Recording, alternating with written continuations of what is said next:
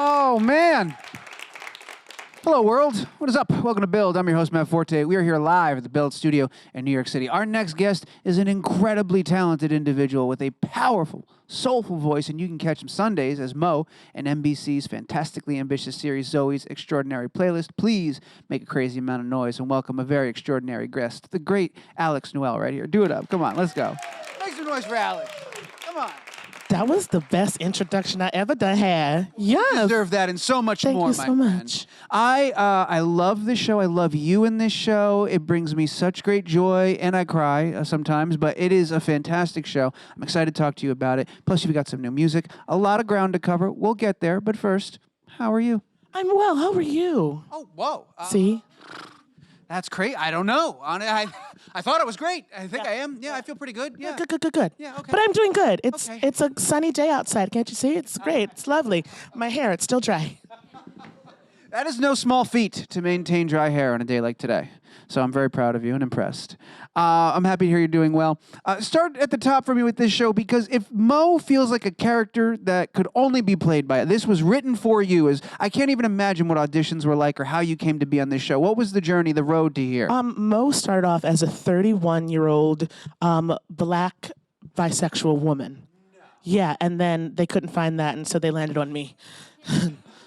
And I stuck. Did you know that going in to read or anything? No, I was sitting at home and I get an audition for the show, and I was like, cool, I'll prepare for it. And then maybe like an hour later, they canceled the audition, and I was just like, oh, whatever. And then like 20 minutes later, my agent called and says, you're testing for the role. They're flying you out tomorrow. Get ready. Okay. And because Robert Ulrich was the casting director for Glee and also casted this show, and so he just knew me. And it's like, you know who we need to get. Yeah. Did you at any point feel, not security or safety, but maybe a little less nerves, knowing that you knew some of the names on the other side? Like, they know who I am. No. They know what I do. I mean, no, because they had, like, heavy hitters go in for this role. I mean, when I walked in, I ran into, like, friends going in for this role. And one of my friends, Vanessa, she was just like, oh, I don't need to be here anymore. You're here. And I was like, no, you're phenomenal. And she's like, no, it's meant for you. And I was like, is it? Are you sure? Because you would slay this role beyond compare. But yeah, it was kind of nice going in. It's just like a safety blanket to just see a familiar face sometimes. I had read somewhere that you had said that this role filled a void that you didn't know you had, which sounds like a wonderful feeling. How did you, what was that void, and when did you feel whole again? I mean, once Glee ended, I didn't know that I had a void that needed to be filled. I mean, it ended and I did other things. I went on tour, I went and I did a Broadway show, and I was sitting on Broadway once and I was just like, I love this. Why am I feeling so empty still? And I think it was when I finished the run on Broadway, I had just really understood this one character so much by doing the same thing each and every day, and there wasn't real growth to it. And so I combined acting on a television show and my love for music on this show, and it's just wonderful because it changes every day.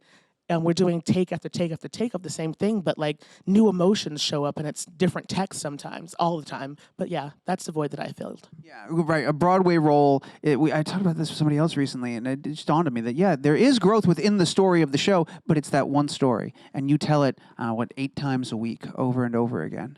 Do you miss that, the audience? Do you miss the energy at all? Yeah, I think I thrive off of an audience. I mean, you can read a room and make anybody laugh or cry or want to stand up and dance sometimes, but like I think I do the same thing with the crew on my show and see what I can get from them, since I can't get that visceral instant reaction all the time. One of the things that is so fantastic about this show is the very thing that this show is based around, the idea of these big numbers, these big musical performances. Now, I was just saying back there, I've only seen up to 3 episodes. I haven't seen episode 4 yet. One of the things I wanted to bring up is that I'm still waiting for Mo to go full Alex. Like, Mo sang a little bit in the pilot, a little bit here and there, but Mo's on the inside of Zoey's world. We haven't seen Mo sing yet. Can you tease, are we going to get a lot more? You are going to get a whole episode of me just screaming for no reason. I am in. I also am in, and I'm happy that I hadn't had to do it 8 times. But no, yeah, Mo, episode 4. Really? That's Mo's episode? Yeah, that's the one that airs this Sunday, so that's the one. Was that a lot? Was that harder than most other days? Was that exciting? Was that nerve-wracking? Was it building up to that? It was very nerve-wracking because it was my story that I was telling. Growing up in a church my entire life and not being accepted all the time, and kind of really towing the line of what acceptance is and sexuality and gender identity and what my faith is. That was a really hard thing to do, but to tell that story on such a wide platform and try to make it make-believe at the same time but still real was really hard. But it was a gorgeous experience. I mean, to tell something that I don't think people hear a lot is really nice. Would you say more so than previous roles, you've gotten to bring a lot of you to Mo, a lot to this character? Absolutely. I mean, I sit there and I make all of my hair looks and I make my makeup looks and I'm collaborating with the wardrobe designer. It's really fun and I bring my personal taste to it and we kind of really just love it. And the role itself is built off of me. I was going to say, yeah, how do you get there, right? How do you go from bisexual 31-year-old black female to having so much of yourself be in this character that you're literally telling your story in episode 4? I think when you are really special, I know that's like a humble brag, but like when you're really special, they want to write for you and they want to mold something for you that makes your job kind of easier because they're looking at you and saying, wow, you're so interesting. How can we tell this story in a wider range? Is it the first time you've had that happen where someone's looked at you and said, not that you're interesting, I think you're very interesting, you've probably been hearing that for a while, but that someone said, I want to tell your story? Yeah, I mean, I hear it all the time. This is just the first time that it's actually happened. When did you start hearing that? When did you start feeling or realizing people were saying that about you? I think while I was on Glee, I mean, and just branching out of that. And kind of when Glee ended, people were like, we want to tell your story. How can we tell your story? And I'm just like, I don't know. That's your job, not mine. You call me, I'll be there to help you tell it. Listen, just write the check. What, the Glee thing, that's how the world was kind of introduced to you and first discovered, the talent that you had and that you could share with us here. What do you bring with you from that experience? You know, it was a minute ago. It was the first thing you did, though. And I wonder, do you carry anything from project to project, role to role, something you learned or what have you? I think what I learned from Glee, since I was coming into somebody else's show, to be personable and say hello to everybody. You don't know everybody. You just see the actors on screen, but there's 30 million people behind on the other side of the camera that make sure that that person looks good, feels good, is lit, has a microphone. Like, there's so many other people. And just to get the time to know the stories that they have to tell. And I brought that with me on this show. And do you? It sounds like you enjoy the process of collaborating and getting involved and kind of doing a little bit of everything and like helping build the character and bring it all together. I am a workaholic. Yeah, I am. I will work till I can't work anymore. But yeah, I love nothing. I don't do anything on my own. Yeah. I can't do anything on my own, and I don't know everything. I am a sponge, essentially, and that sponge then has to expound knowledge as well. So, yeah. Have you always been that way, workaholic, or is that something you developed over time? I have. I'm an only child, so I'm just always, like, trying to keep busy and not be by myself. No. I just like working. I don't know. I'm strange. I like to be able to complain about working. Yeah. Like, I'm like, oh my God, I don't want to be here today. I like saying that when I come to work. I'm just like, no, I have a job. Yay, thank you. Yeah, you love having the job. You love doing it, but you like being able to complain about it. I like that. You like having the option to complain. Yeah, everybody needs an option. If you're not complaining about your job, something's wrong. One of the other things I love about this show too is the friendship that it doesn't happen immediately. It takes a minute to build between Zoey and Mo. But what about for the two of you? Was it immediate? Did you guys click as performers? We did. That's so strange. And it never happens for me like that. Like, I find like I'm always working towards a friendship with my co-stars. But Jane and I are like thick as thieves, and we have time to like go out and have dinner together and just talk all the time. So that's really nice. And everyone says we have like the best chemistry. Like, it takes us the least amount of time to shoot scenes sometimes. Really? Yeah, we're just like, all right, let's do it. Bang it out. Let's go home. Yeah. What do you talk about? Is it just regular friends shooting the shit when you go out for lunch and dinner and whatnot? Or do you talk about the show? Do you talk about how to get that chemistry? Or no, I think we're talking about like everything but the show, and then like it just ends up being talking about the show. So it's like, oh my God, do you see when that happened? Yes, I remember when that happened. Who's your set crush? Who's your set crush? But I think we just, it's easy to talk to her. I think I saw an interview. I want to say it was with Skylar, and they were because you guys wrapped season 1. You're done with production, right? And he was saying that like the big finale for the season is like a huge number. Almost everybody's in it. Was it by far the biggest day on set? It was actually the shortest day. I think everything leading up to that was a long journey, but like we had rehearsed it so many times that when the time came to shoot it, it was just like that. It was a breeze. When did you guys wrap? How long ago? 2 weeks ago. Oh, okay. So you're Yeah. still keeping touch. You're still Yeah, friends. we like literally just saw them. Like Yeah. quite literally just saw them. Really? Sick of their faces. I'm kidding. I'm kidding. I love you all so much. Did you guys? Are you watching? Are you seeing the show as the world is seeing it? Have you had advanced Yes, and episodes? it's so unfair. I said, I did not put all this time and effort in to see it with everybody else. I said, I said, can I just get like a sneak peek? And they're like, no. And I'm like, ugh, whatever. So I got a sneak peek. I did. Okay, you've seen your episode. Of course I see I was not I going to didn't let know that you haven't episode seen be your aired episode. without me looking at it first, honey. You won't catch me. I was gonna say I got a link if you want to watch it after this. Oh, see, this is the thing. Everybody else gets links but the cast. Huh? I intentionally, I didn't know that had I known it was going to be yours, I would have watched it immediately, but I didn't want to spoil anything, so I intentionally stayed in alignment with the rest of the world so that we could talk about the show. As soon as we're done, I'm going to go watch that link and tell you right now. Do it. Tell yeah. me. Text me. Okay, I'm going to. Are you very happy with it? I am great. Okay, I love good. it. I think it's wonderful. I can't wait. It's the episode I'm waiting for. It's the same. Yeah, okay. I'll watch the rest of the season. I promise. I'll watch the rest of the season. I promise. Yeah, no, it's not like it'll be your episode, and then we'll fill you in. You'll figure it out. Thank you so much, because I could talk to you all day about this show, but again, you got a million things going on, and I wanted to bring up, you've got a new single, a relatively new single you've just released. I do. It was and a video. released a week ago. Dear God. Right, it just dropped. Yeah. So exciting. Yeah. It's Tell me called about it. Boy, You Can Keep It. I did a writer's camp in LA like months ago, and they were asking me what kind of songs do I want to write. And I was like, I'm over dating people. Like, I'm just over it, and as I just wanted to date yesterday, whatever.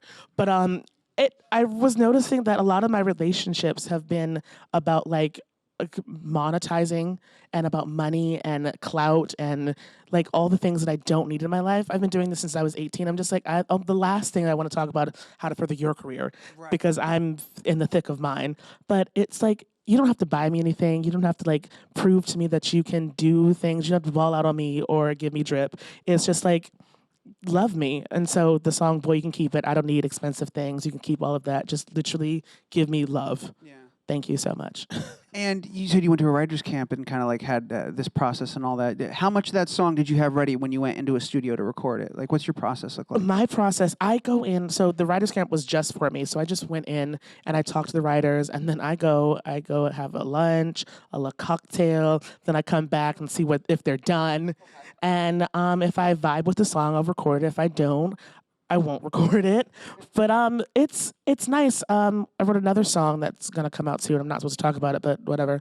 That's for my mom, and so it's just kind of nice, just talking to songwriters and seeing which ones get you, and kind of understand who you are as a person and your like musical taste.